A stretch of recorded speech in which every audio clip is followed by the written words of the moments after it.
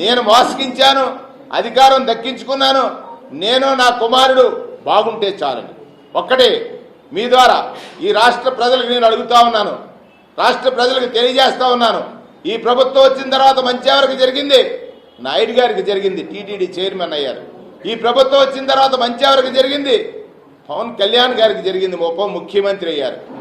ఈ ప్రభుత్వం వచ్చిన తర్వాత మంచి ఎవరికి జరిగింది అని అంటే కేవలం ఈనాడుకి జరిగింది, రామోజీరావు గారికి ఆ కేసులకి సంబంధించి.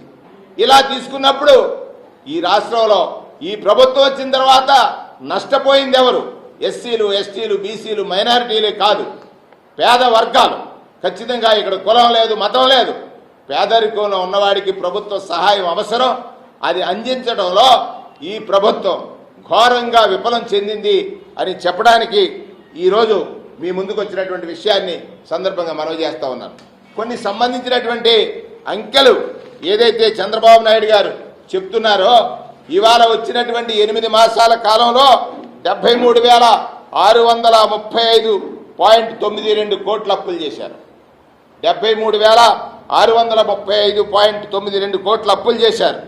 అంటే సుమారుగా మీరు సగటున 19.54% అప్పులు ఈ రాష్ట్రంలో ఈ 6-7 మాసాల కాలంలో చేశారు. అదే వైఎస్ఆర్ కాంగ్రెస్ పార్టీ హయాంలో కేవలం 15.61% మాత్రమే అప్పులు చేసినటువంటి పరిస్థితి ఉంది. మీరు 14,50,000 కోట్ల అప్పులు ఉన్నాయని చెప్పి అసెంబ్లీ సాక్షిగా 6,54,000 కోట్లు ఉన్నాయనేటువంటిది బడ్జెట్లో మీరు ప్రకటన చేశారు. అంటే ఇది మోసం చేయడం కాదా? వంచడం కాదా?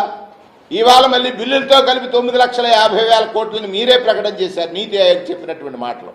ఇది మోసం కాదా?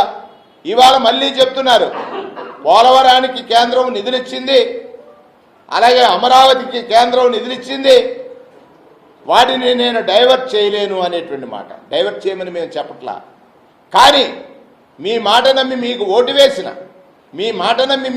వేసిన ఈ ప్రజల్ని ఇంత దారుణంగా వంచడం అనేటువంటిది ప్రజాస్వామ్యం పట్ల ప్రజలకు నమ్మకం సడలిపోతుంది. ప్రజాస్వామ్యంలో రాజకీయ నాయకుల పట్ల ప్రజలకున్నటువంటి విశ్వాసం తగ్గిపోతుంది.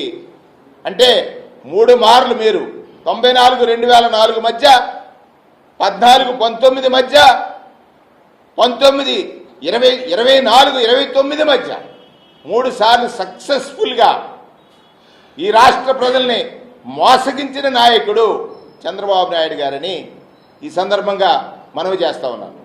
ఒకసారి ప్రజలు ఆలోచించండి. 3 దఫాలు అబద్ధాలకే ఓటు వేశాం. అబద్ధం పాలించిన సమయంలో రాష్ట్ర ప్రయోజనాలు ఎలా దెబ్బతిన్నాయో ఆలోచించమని సందర్భంగా మనవి చేస్తా ఉన్నాను. ఒకటి నేనంటాను, ఒక అబద్ధానికి 5 సాక్షులు ఉన్నారు. వారిని కూడా అడుగుతా ఉన్నాను. చంద్రబాబు నాయుడు గారు మేనిఫెస్టో ప్రకటించిన సమయంలో పవన్ కళ్యాణ్ గారు వారు ఎన్నికల ముందు మాట్లాడినటువంటి మాటలు కూడా వారు ఒకసారి పునఃసమీక్షించుకోవాల్సినటువంటి అవసరం ఉంది. ఎందుచేత 50 సంవత్సరాలు పైబడినటువంటి బీసీలకు పెన్షన్లు మంజూరు చేస్తామని చెప్పారు. 4,000 రూపాయల పెన్షన్, 4,000 రూపాయల పెన్షన్. అంతేకాకుండా చంద్రబాబు నాయుడు గారు మేనిఫెస్టోలో ఏదైతే ప్రకటనలు చేశారో 10 మహిళలకి 15,000 రూపాయలు, అంటే 18 సంవత్సరాలు పైబడి 60 సంవత్సరాల లోపు ఉన్నటువంటి మహిళలకి 15,000 రూపాయలు ఇస్తున్నారు.